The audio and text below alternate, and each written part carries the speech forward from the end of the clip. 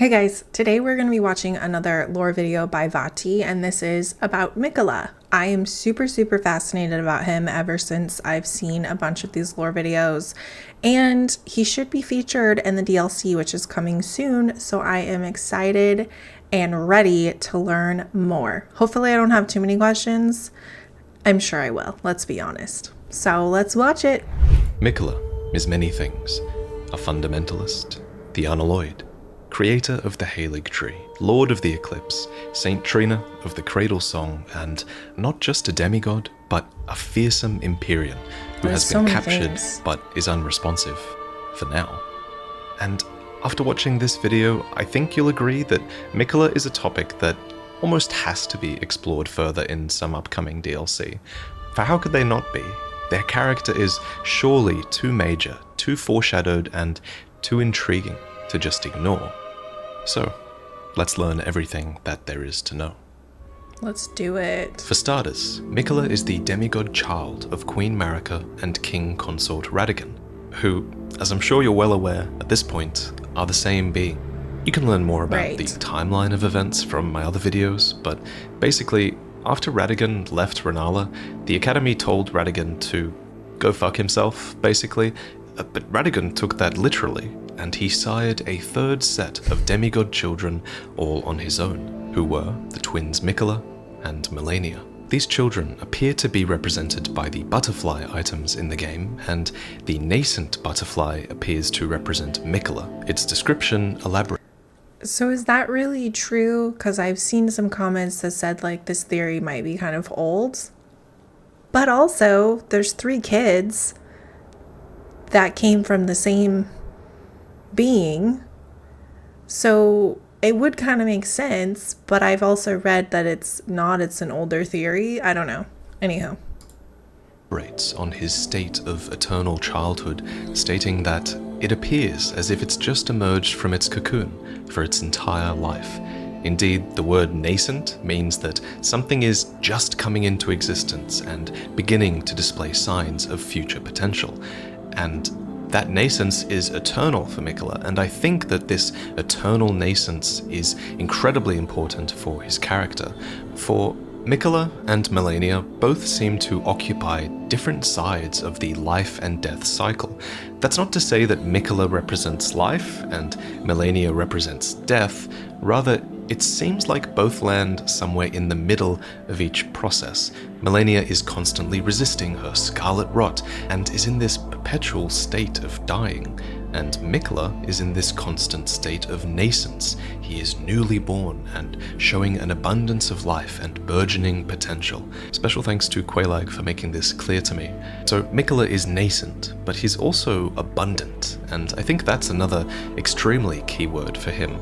For example, there's this cut weapon called the Abundance and Decay Twin Blade, which symbolizes the twins and suggests that the twins were born from an inseparable fate and hold the runes of both abundance and decay between them. Not to mention, the word abundance is also literally spoken by MIQUELLA in his cut content, and thanks to a very recent discovery by Sekiro Dubi, we know this cut dialogue I'm about to voice is MIQUELLA speaking. And here, he appears to be leading you towards a unique ending for the game, and he talks about his ability to make life flourish, stating, "This is for thee, mine abundance, my drop of dew, quench thy thirst throughout thy frame, blossom and burgeon, time and again, grow larger, stronger, until the day cometh, when thou canst share in my dream. Elden Ring, O Elden Ring, beget order most elegant from my tender reverie." And before I go on, I do want to say that MIQUELLA talking about his abundance is cut content, and you shouldn't really take it as canon, but I think it does give us a deeper look at not only the powers that MIQUELLA might have had, but also the world that he could create. He goes on to say, "If thou covetest the throne, impress my vision upon thine heart. In the new world of thy making, all things will flourish, whether graceful or malign." And I love that final line, all things will flourish, whether graceful or malign. Because MIQUELLA isn't enforcing any real notions of good or evil here. Instead, in the new world of his making, he simply wants all things to flourish, and I feel like that is a very unique viewpoint for a character in a Souls game. Why do I Not love to mention, MIQUELLA so MIQUELLA is much? certainly one of the few beings that is capable of creating this new world. That's because he is an Empyrean. He is one of the very few who were candidates chosen by the Two Fingers to succeed Queen Marika and become a god, to usher in a new age. Now, we could go into an entire debate about why the twins are valid Empyreans and why they were born afflicted, but honestly that could almost be an entire video of its own, so for now I'll just give the simple answer, which is that these twins were probably valid Empyreans because they have singular parentage from a god, but that this singular parentage was probably also responsible for their afflictions as well, due to the almost incestual implications of such a thing. Why do I feel like it was George R.R. Martin that wrote this part? Maybe he did. Is it technically incestual if it's the same person? Anyway, let's move into the early childhood years of MIQUELLA's eternal childhood. MIQUELLA's early years were clearly quite inspired by their father, Radagon, who fostered a bit of a fundamentalist streak in his prodigal son, and MIQUELLA would go on to invent fundamentalist incantations of his own, dubbed Discus of Light and Triple Rings of Light, which he gave as gifts to his father.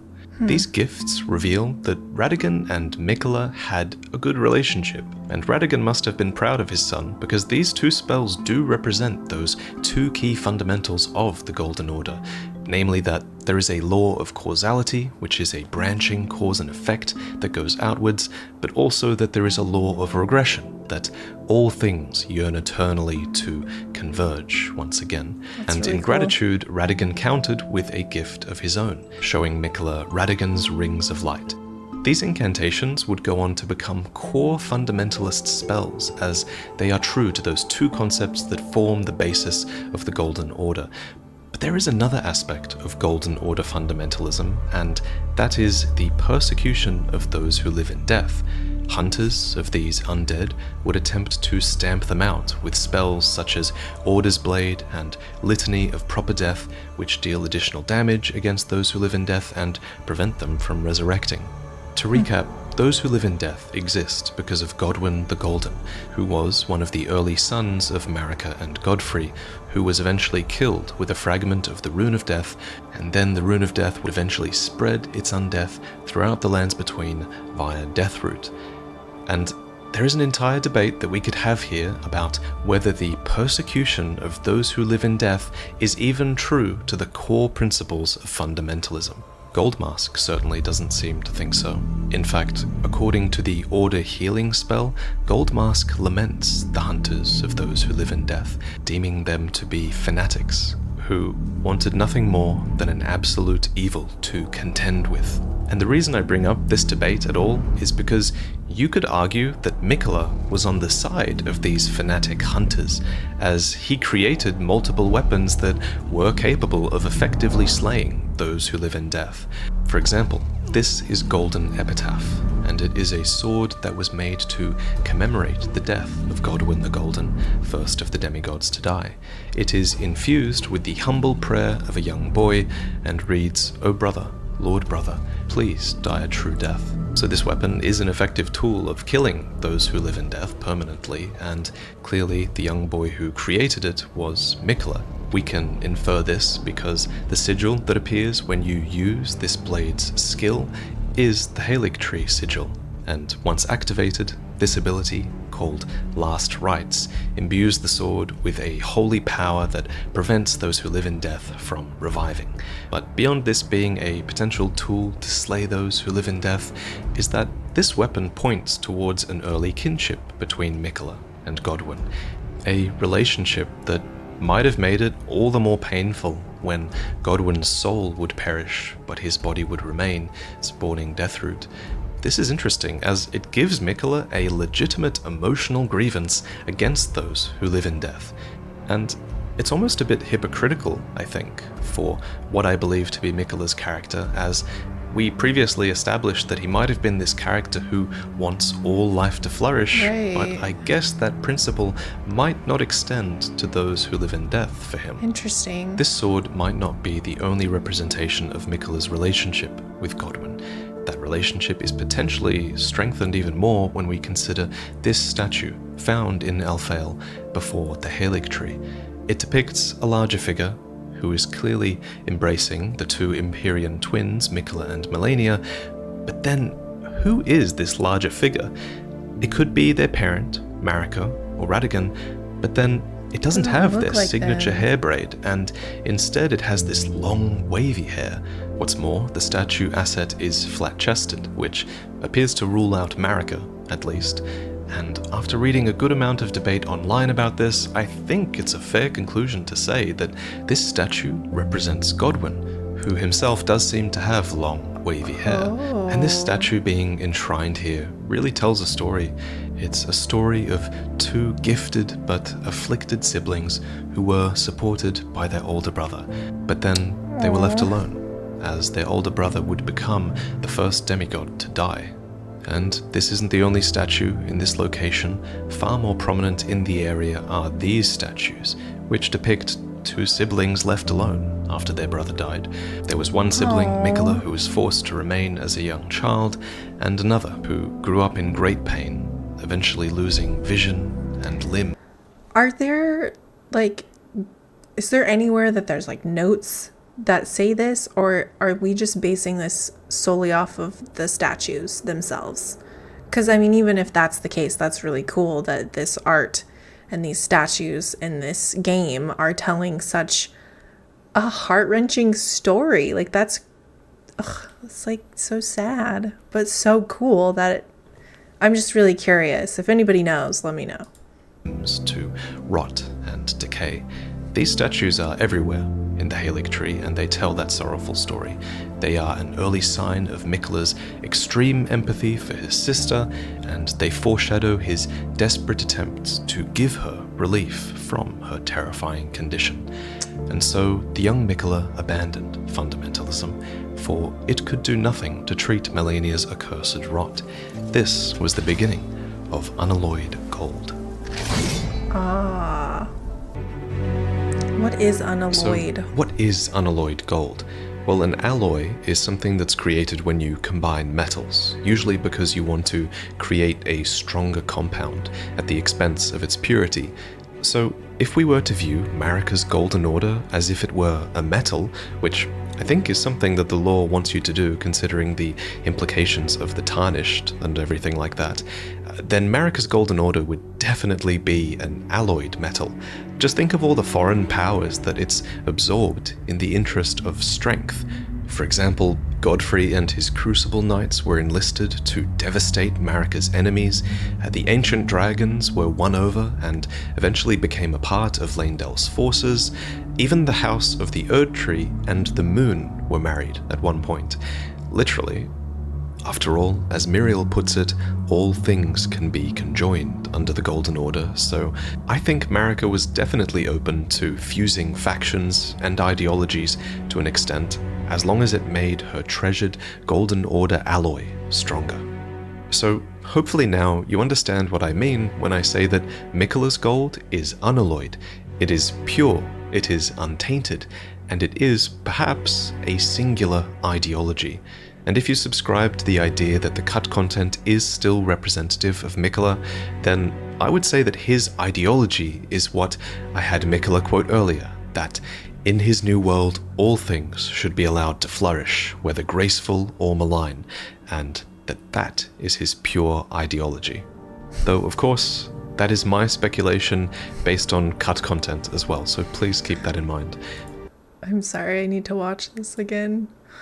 Is what I had MIQUELLA quote earlier, that in his new world, all things should be allowed to flourish, whether graceful or malign, and that is his pure ideology.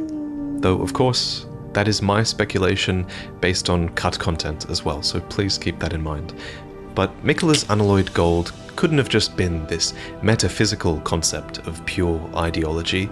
It was a physical material as well. For example, this is an unalloyed gold water lily, said to have been beloved by MIQUELLA. This is a bewitching branch, blessed with an incantation of unalloyed gold. Unalloyed gold decorated the armor and shields of his soldiers, it was inserted into their weapons, and, most importantly, perhaps, it was forged into a set of armor for his sister, Malenia. Because, remember, the whole reason MIQUELLA embraced unalloyed gold in the first place, it seems, was because he thought that it could treat his sister's accursed rot, while fundamentalism could not. And he was right, for Malenia's scarlet rot is no mere disease, it's literally the divine essence of an outer god, and Malenia is its vessel that will one day bloom into a true goddess. But unalloyed gold is one of the few materials in the game that can ward away such meddling of the outer gods. Another example are the mirror helms, like the one that E.G. wears, which literally reflects the influence of the outer gods. And personally, I think the reason that unalloyed gold inhibits the meddling of the outer gods is because it is a pure metal and potentially a pure ideology. But if that's not enough reason for you, then Quelaag actually has a great video where she breaks down potential reasons at a chemical level.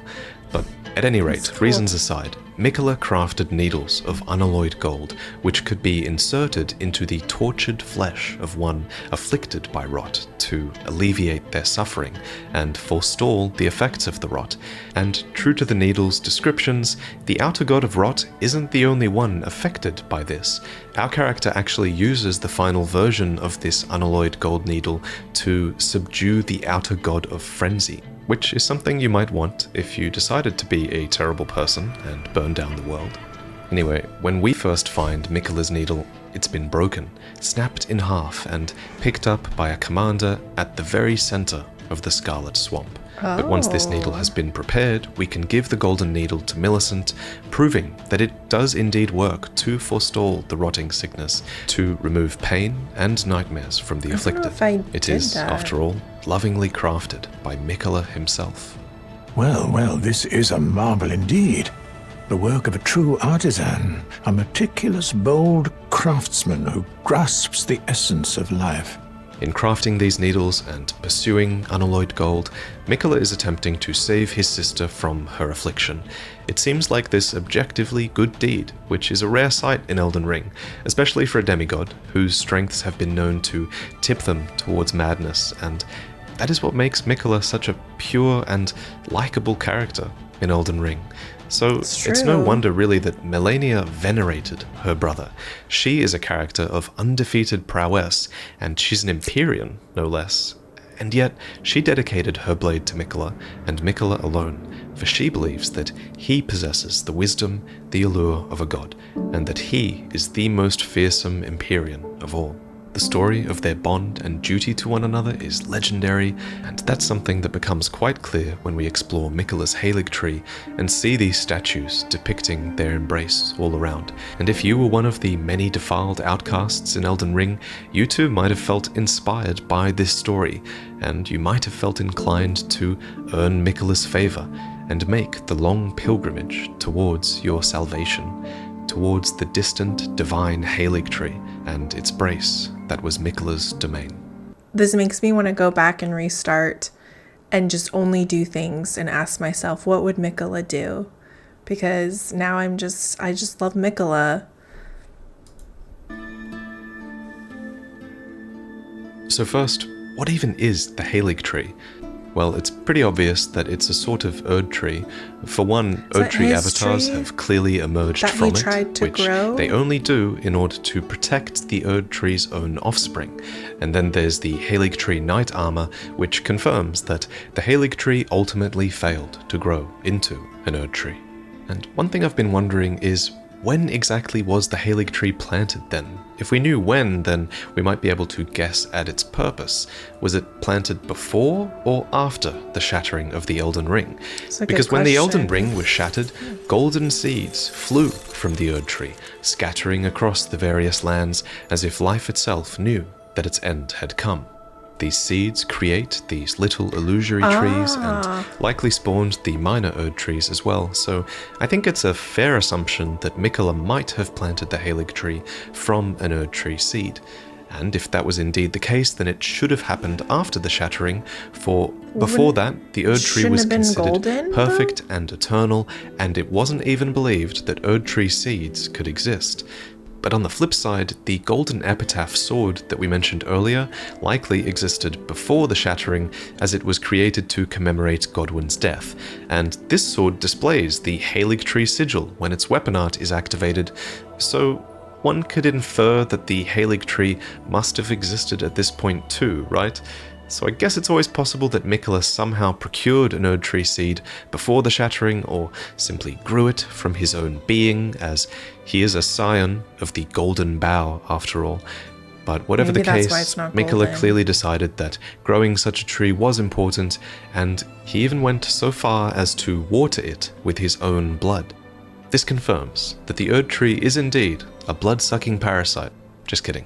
Sort of. I mean, you have to admit, it is pretty disturbing that an Erd tree could flourish in such a manner. But this does lead us to the final question, which is, why was the Halig tree planted? What was the point of it? And at the end of the day, the main reason is always going to be because it's like the Erd tree. It's natural to compare them, and the item descriptions seem to want you to compare them as well.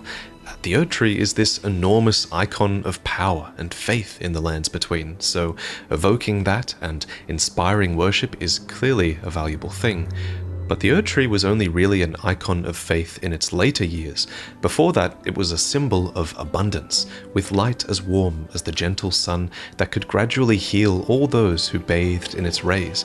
But perhaps most importantly, during this time of abundance, it would drip sacred dew, sap or tears that could bestow blessings, form crystal tears, and even be embedded into talismans. These were treasured things, and naturally, this was an extremely valuable symbol for MIQUELLA to evoke, since he is himself associated with dew and abundance in the cut content. And his Halig tree did drip with dew. The greenish amber of the Halig tree can even be seen in cut content items. It even looks as if it's mingled with a bit of MIQUELLA's own blood. And that signature green hue of Halig tree amber is also seen in the Halig tree knight sword, which is not a cut weapon, and this was modelled after the Carrion Knight's own swords, except it was embedded with amber from the Halig tree instead of glintstone.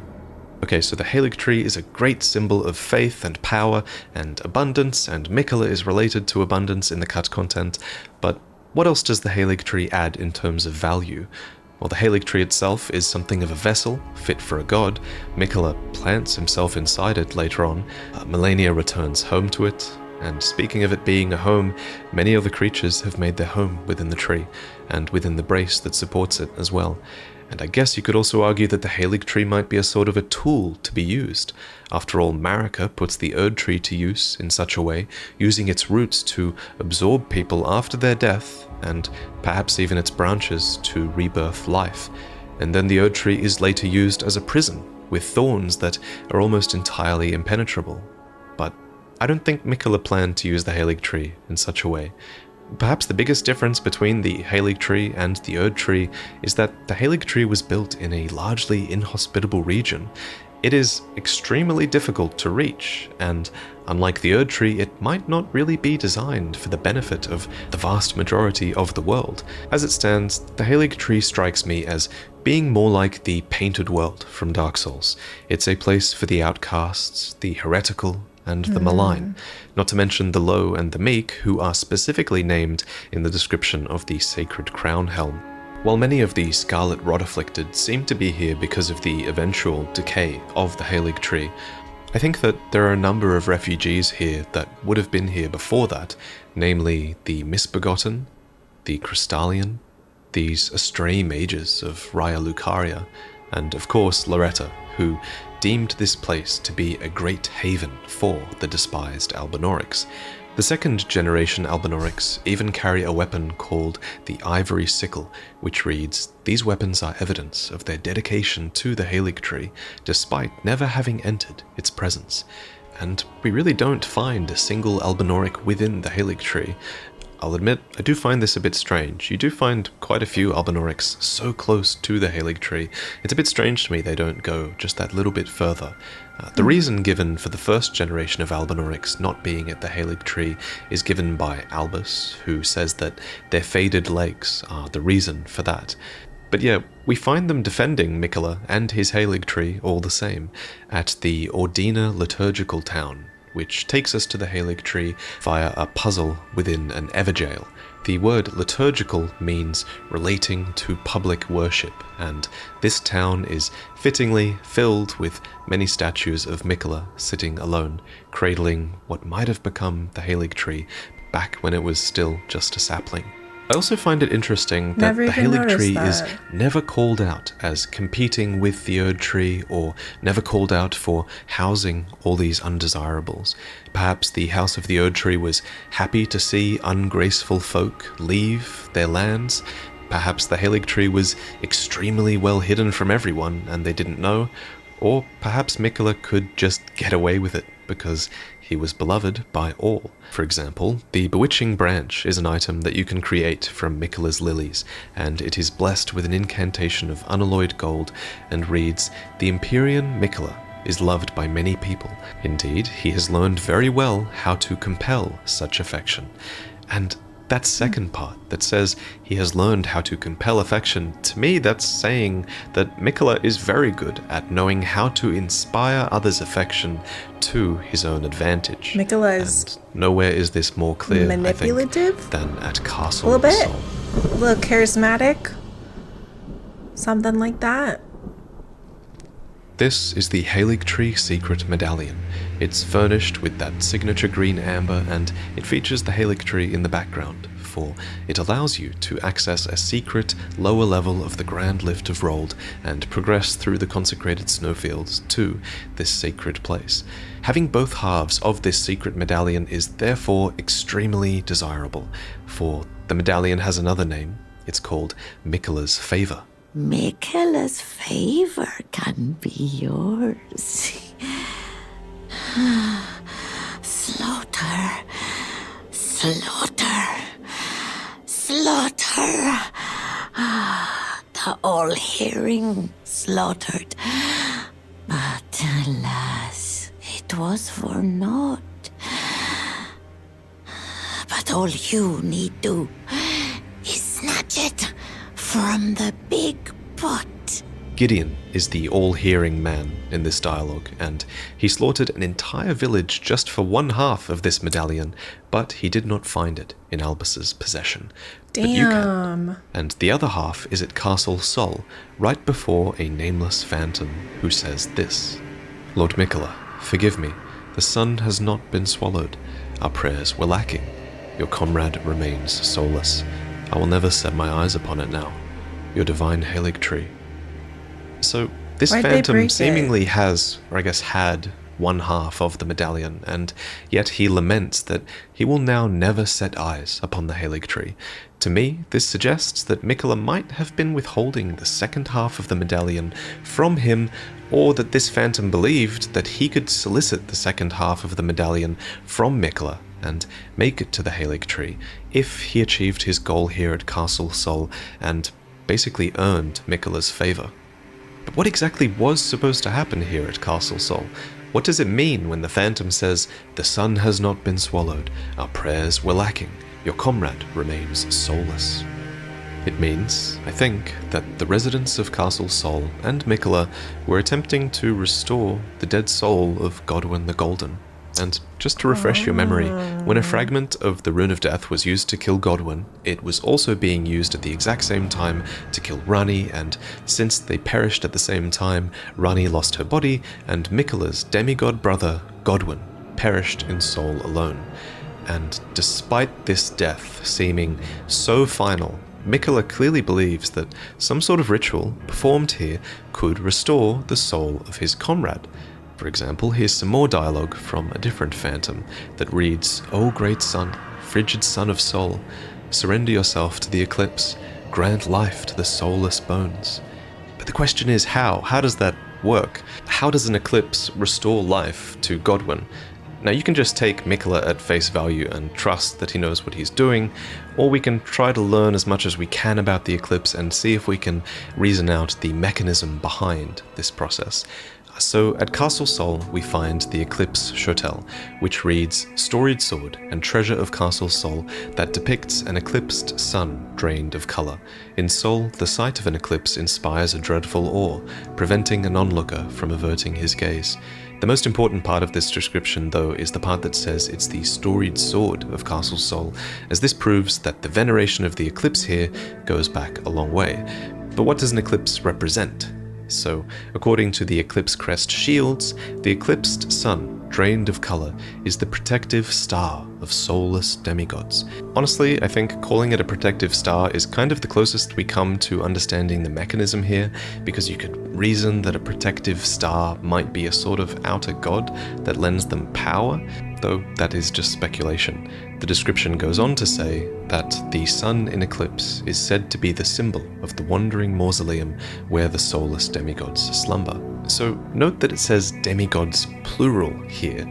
Now, this could be because the wandering mausoleums come to house many demigods from a gameplay point of view, because you can take their remembrances here. But it could be a word that is slightly lost in translation, as the Japanese version of the word demigods does not specify whether it's a plural or whether it's a singular word. So my take on this is that I think the wandering mausoleums became necessary when Godwin died. I think that the mausoleum was intended to be a resting place for him initially, but then also for any future demigods, as all of a sudden all of their true deaths had become possible as well, with the theft of a fragment of the Rune of Death. The Mausoleum Knights themselves are these headless soldiers who behead themselves, willingly following their master into death. They behead themselves? As such, they become these headless spirits, tied to the land, so that they might better defend the walking mausoleums. They also carry eclipse-crested shields, and the eclipse is said to aid the Mausoleum Knights by keeping destined death at bay. It is their symbol, and by keeping destined death at bay, maybe it's helping to keep their souls tied to the land. We could speculate for a long time on how the eclipse has this power, and I've done my best. Maybe other people have a better take on it, and maybe you guys do in the comments, but in the end, it's simpler just to trust that MIQUELLA knew what he was doing with the eclipse at Castle Sol, where he wanted to block out the sun and restore Godwin's soul. All that said, we can't trust him too much, I guess, because it's important to remember that this ritual failed. According to this phantom, the sun was not swallowed. And I guess the protective star of the soulless demigods did not listen to their prayers, and it did not appear. But it is really fascinating to learn that such a thing might even be possible. That Godwin, whose soul seems to be as dead as Rani's body, might actually not be. So if his soul is somewhere, then where has it fled to? A part of me wonders, if his soul is lost, then maybe it's lost within a dream. One theory I did come up with regarding the mechanism by which Godwin's soul is brought back by the eclipse is that his soul might be brought back by bringing about a sort of artificial dusk with the eclipse. That's because those who live in death are called the Duskborn, after all, so there is an association between night and death, to be sure. And there's also an association between death and sleep. For example, when you pursue Fia's questline, you use her as a medium to enter Godwin's deathbed dream, which is an entire dreamscape where the dragon Fortisax is futilely fighting against the death in his companion. And then there's Roger, who speaks this line of dialogue as he is on the precipice of succumbing to Deathroot. Maybe I should tell you. Lately, I feel I'm on the precipice of falling into a deep, fathomless slumber. He does say he's about to fall into sleep. So, in conclusion, a realm of death does seem accessible through dream, and I think this is the perfect time to mention that MIQUELLA has an alter ego. Some say she is a comely young girl. Others are sure he is a boy. This is where we have to talk about the enigmatic figure named Saint Trina. Okay. Oh. Okay, so Saint Trina is definitely going to be a part of the DLC, which is really MIQUELLA's alter ego? So is this like another kind of like Radagon and America's like combination where they are the same thing but they're not. I don't get this.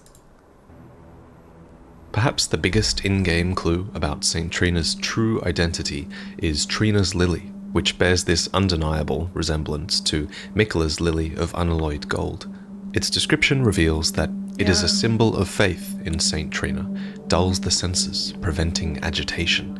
Naturally, it can be used to craft a bunch of sleep-afflicting items like St. Trina's arrow, which states that the sweet oblivion of sleep can become quite the habit, and it tells of the priests of St. Trina who use these arrows to spread their teachings, though the Japanese description seems to specify that these were more of a tool used for their rituals. So it's largely left to your imagination as to what rituals these priests might have been performing, though I will mention that it seems St. Trina might actually be able to be found somewhere within sleep. This is suggested by Feather's cookbook, which reads, "A record of crafting techniques left by a man who was utterly captivated by St. Trina. He continued the search for her in his slumber." We get a side profile of her in the hilt of St. Trina's sword, which hints at that flowing astray hair that she has, and then we get a much better front-on view of this feminine adult form upon St. Trina's torch. The carvings depict St. Trina, but in adult form, somewhat unnervingly. The carving is indeed unnerving, and it's certainly strange considering MIQUELLA is supposed to be eternally a child. It raises the question, what has to happen for MIQUELLA to grow up into this? And why is this bizarre creature the adult form that he takes? Another question worth asking, I think, is whether MIQUELLA even has total control of St. Trina. What if he's in a similar situation to Marika Radigan, where their alter ego is an opposite of sorts, and able to act almost as if they have their own free will? So all of this is definitely a little bit of a disturbing view of what St. Trina could be. The polar opposite of what they want. I guess we do have cut content that does somewhat reassure me that their alter ego is still a benevolent person.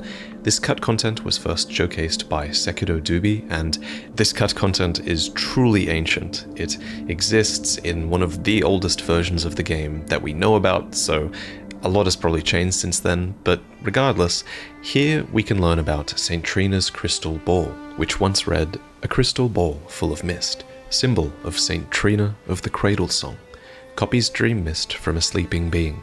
Dream mist was once used as an ingredient in rare and potent physics. May the quietude of slumber come to all and sundry, even to those whose red eyes burn with the flames of frenzy." So this reveals that this cut version of St. Trina even once had sympathy for those afflicted by the flame of frenzy. They even went so far as to teach the merchants their songs. Our song derives from an old lullaby, sung for us long ago, deep inside our tomb. But whoever it was sings no longer. Its melody allowed us to sleep, despite the cursed flame.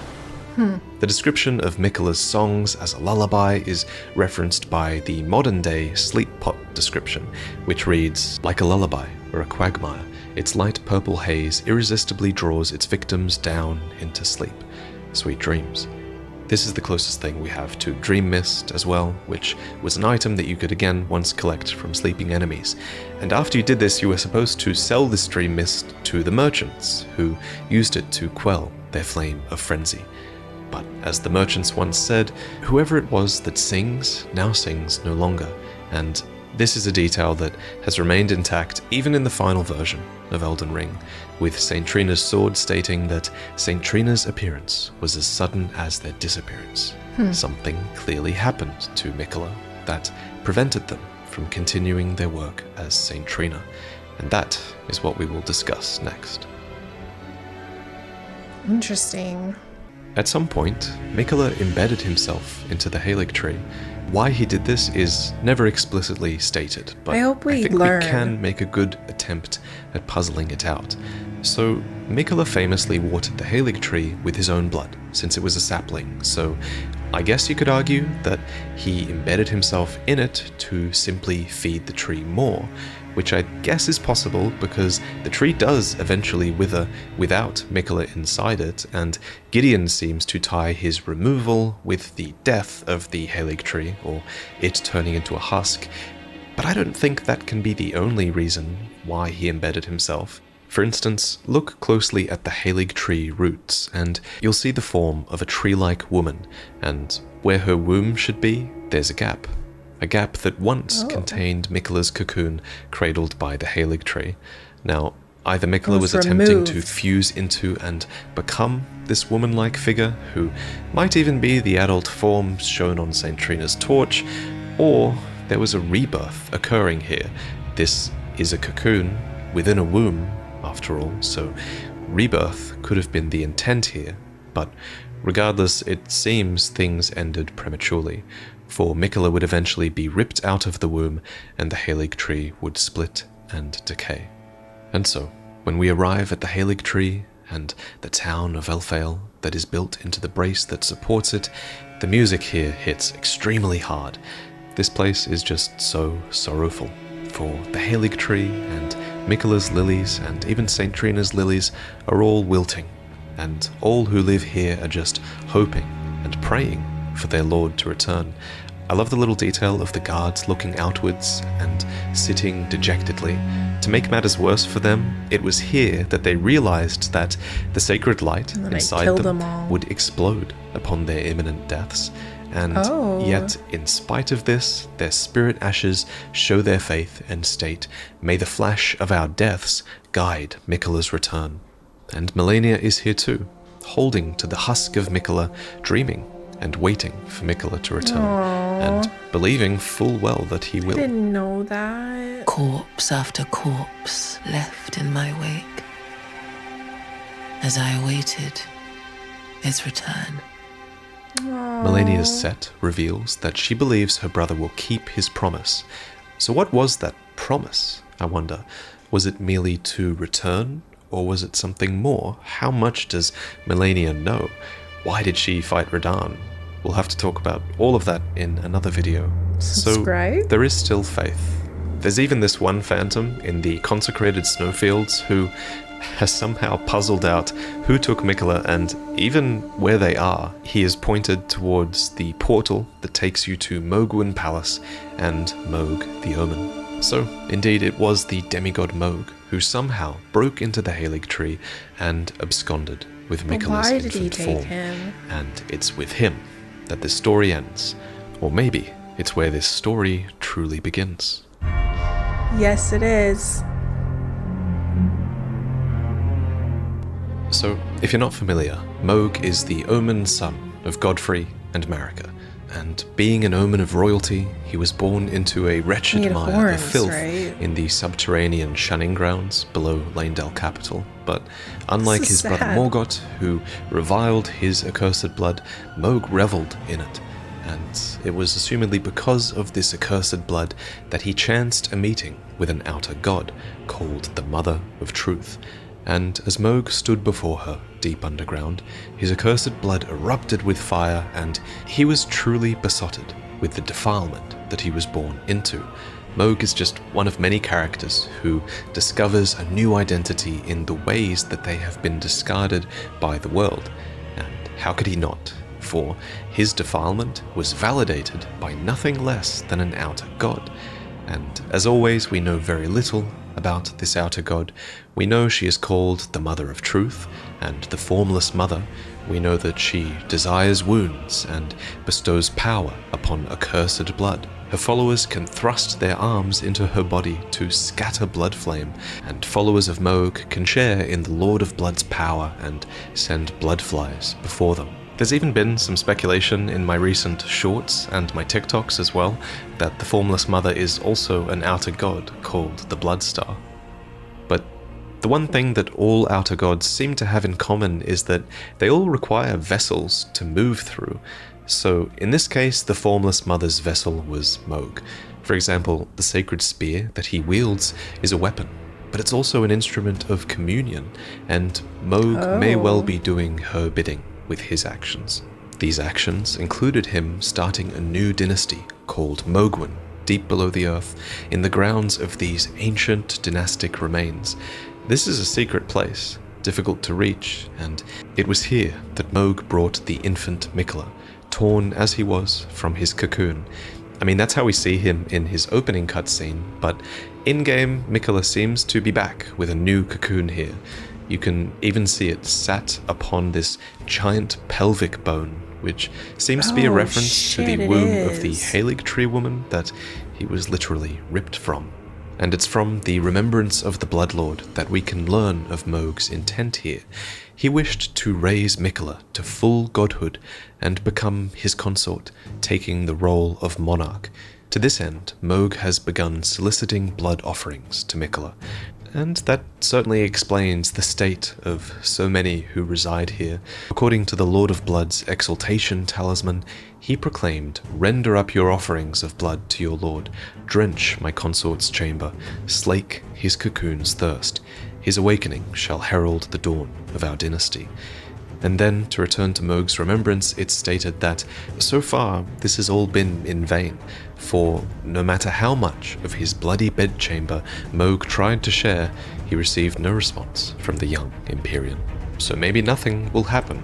Or maybe, according to the Pure Blood Knight's medal, it is not yet time, for Mohg yet slumbers beside the divinity. Be patient, the new dynasty is nigh. What do you think? I mean, it's kind of hard to know.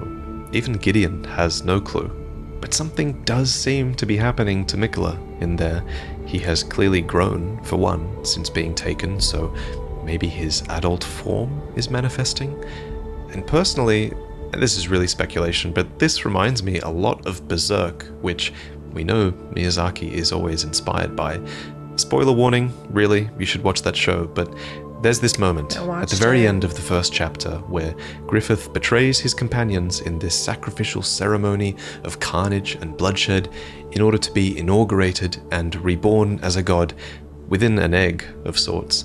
This really reminds me of that. It also reminds me of a scene with Griffith where he allows himself to be abused, basically, in order to get what he wants. So I wonder, what if this was also what MIQUELLA wanted? We know that he is extremely proficient at compelling others to love him, and Mohg is clearly enraptured. We know that MIQUELLA is an Empyrean prodigy, and we know that his sister, who knows him best, has total faith that he will return. So you'd think he's still in control of the situation somehow, but that could be a part of the tragedy, and MIQUELLA, this benevolent being, might not have predicted this at all, and is now being completely taken advantage of. Or maybe he did intend to be taken, but he's going to get more than he bargained for with the Mother of Truth. Or maybe MIQUELLA's fate really is long gone. There's one other thing I want to mention. There is this place called MIQUELLA's Hideaway in the Altus Plateau, and here we can loot Amber Starlight, which Seluvis mentions is the very fate of a demigod. Clearly, since it's here, you'd think it's MIQUELLA's fate, right? And then you also have to consider that the cut content that we are basing so much of this video on is very much removed from the game, because it might not fit the developer's intent. That's always possible. So I really do hope you all bear that in mind, as I would really hate to promote ideas that are against the developer's vision for this character. But I really do think that it's a possibility that we're going to one day enter the dream of this slumbering demigod.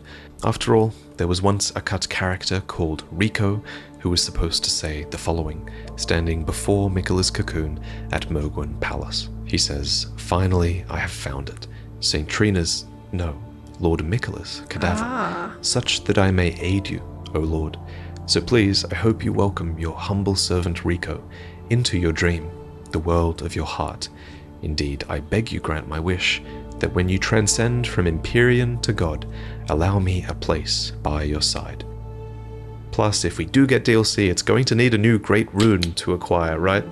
That's a huge gameplay mechanic in these games, and it'd be weird if DLC came and you couldn't get more Great Runes. Apart from MIQUELLA's Great Rune, the only one we don't know about also is Rani's Great Rune, which was allegedly cast aside. So there's always that to consider. But hopefully we get some DLC to answer these questions. Hell or yeah. more likely we'll get DLC that will give us more questions Both. than we started with. Probably That's both. always how it seems to go. But I really hope they throw us some good curveballs with this one, as they always do. But regardless, it's always a ton of fun to speculate with you all, so if you're still listening to this extremely long video, thank you for giving me your time today. Thank you to Quaylarg for reviewing the script for me. Thank you, Miss Pap, for the incredible visuals, as always. And I also want to give a sincere and really reverential shout out to Eugenia Lysa, who created the speculative visuals of Saint Trina. Please follow her work in the description. She's one of the so most talented good. artists that I've ever known. And yeah, thank you, as always, of course, for watching my videos, and I'll see you next time.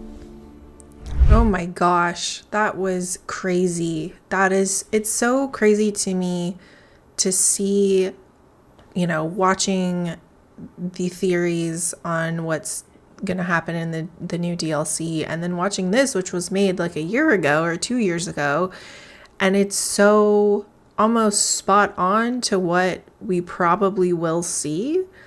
I am so intrigued by all of this. This absolutely blows my mind.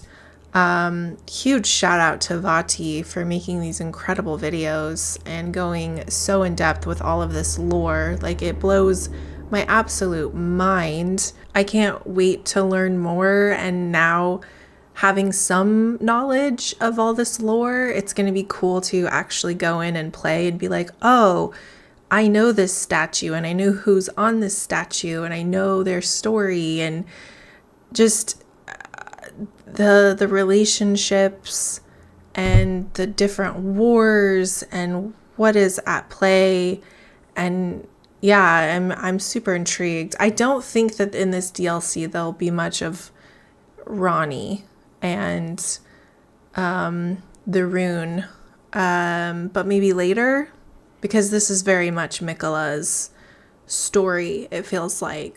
This has been so fun watching these. If you guys want to see more, and if anybody does more after the DLC, let me know. Let me know what I've missed, or if there's just other information that you think I'd like to know. That'd be awesome, because I love reading these comments. I love learning this stuff. I will definitely be playing the DLC on my Twitch. If you guys would like to see that, I will link my Twitch down below. But yeah, this is where I'm going to leave it. I hope you guys enjoyed the video. If you liked it, please like it. And if you haven't subscribed, subscribe. I'll see you guys later. Bye.